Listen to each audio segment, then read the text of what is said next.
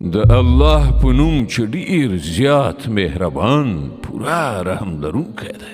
نه زه قسم خورم د قیامت په ورځ، او نه زه قسم خورم په ملامت کوونکي نفس باندې چې هرو مرو بیرته ژوندي را پاڅول کیږي.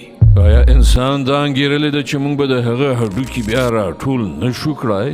ولې نه، موږ خو ان د هغه د ګوتو د بند په سم جوړولو باندې قادر یو. خو انسان دا غواړي چې د قیامت څخه د انکار په وسیله ځان د شریعت د احکامو د منلو څخه په خپل وړاندې ژوند کې هم بدې چارې سرته ورسوي. د مسخرو په توګه پوښتنه کوي نو د قیامت ورځ به کله راځي؟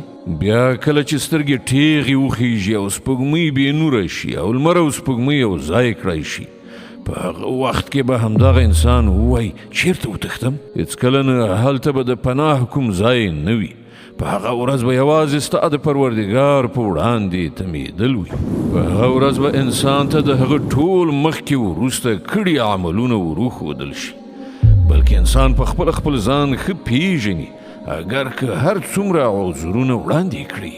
ای پیغمبره، په بیړه د دغه وحی یادولو یعنی د قرآن د لوستلو لپاره خپله ژبه مه خوځوه.